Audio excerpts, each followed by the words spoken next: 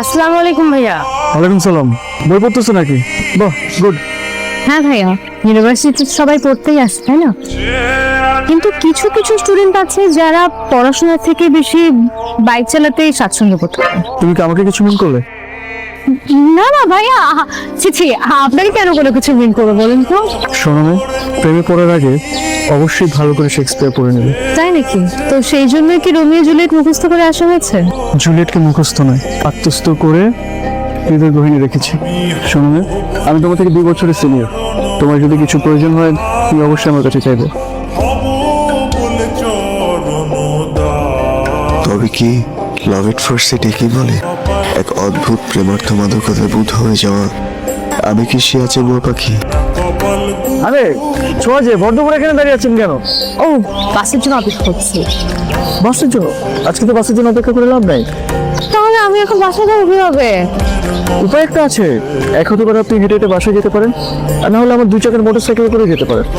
দেখুন, আমি উঠতে পারি, যেহেতু আমার আর কোনো ওয়ে নাই, কোনো স্কোপ নাই, কিন্তু আপনি কিন্তু অনেক আস্তে চালাবেন। আমি কিন্তু ভয় পাই এবং আমি আগে কখনো কিন্তু বাইকে উঠে নাই।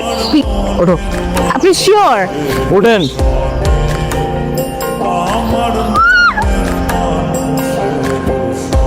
মা রে, তুই তো এখন বড় হয়েছিস, পড়াশোনায় মার্শাল্লাহ অনেক ভালো, তো বিয়ের বয়স হয়েছে নাকি? তোর একটা খুব ভালো বিয়ের সম্বন্ধ হয়েছে। ওই যে আমার কিডনি অপারেশন হইলো না, তখন তোর বাপি ওই হারুনের কাছ থেকে 10 লক্ষ টাকা ধার নিছিল। কোন হারুন?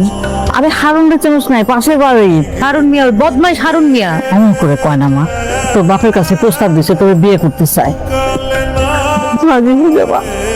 আব্বু, আমাদের বাইরে গাঙ্গি ভাষায় না। তুই মরে গেলে আমরা পাইছি তাকে কি করবো? আমাদের কি লাভ পাইছে? আমি তো বেঁচে আছি ভিটার মারি বাঁচানোর জন্য। আমার বেঁচে থাকার আরে কি সৌভাগ্য আমার, মেঘ না চাইতে জল। কি মনে করে কও? আপনি কি আমার বিয়ে করতে চাইছেন? ভাল লাগে তোমার? কেন? কি করুন কও, তুমি ছাড়া মাথার মধ্যে কিছুই আহে না।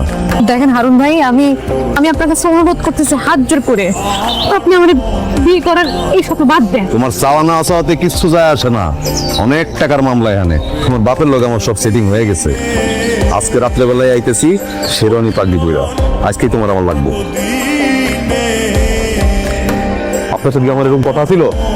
আপনার মেয়ে আমার ফোন ধরতেছে না, কত বড় সাহস! আমার মেয়েটা তো এরকম করবে আমরা ভাবতেই পারি না। একটু ধৈর্য। আপনি আর ধৈর্য ধরো, ধৈর্য ধরে কি আঙ্গুল চুষবো আমি? আমার আত্মীয় স্বজন, পাড়া প্রতিবেশী, এ কথা আমার মান সম্মান থাকলো আর কোনো? এখন আমার মায়েরা কই পাবো কও বাবা? আপনি কই পাবেন?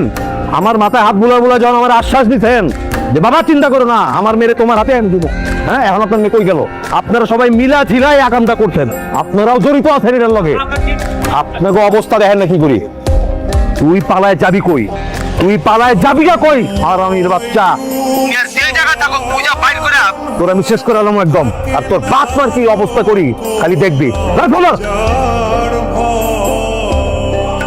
শোনো, আজকে কিন্তু আমি অফিস থেকে তাড়াতাড়ি আসবো, তুমি তো রেডিও থাকবে। ওকে, আজকে তোমাকে ডিনারে নিয়ে যাবো, আর তোমার জন্য একটা সারপ্রাইজ আছে। আমারও তোমার জন্য একটা সারপ্রাইজ আছে। টেক কেয়ার, সাথে যাও। রেডিও থাকবে কিন্তু। ওকে। কি খবর শোনা ময়না? আরে বাবা, তুই কোথা থেকে আসছিস? চুপ! ওই পোলারে লিয়া কি সুন্দর ঘর সাজায় বসছো না, সংসার করো।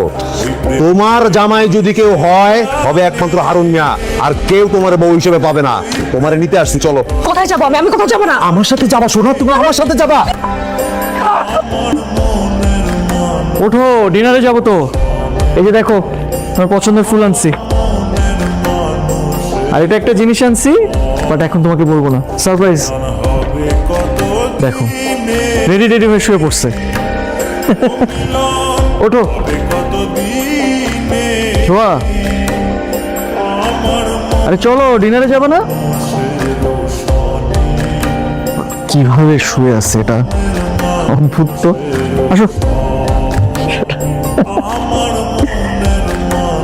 ঘুম দিছে বিউটি।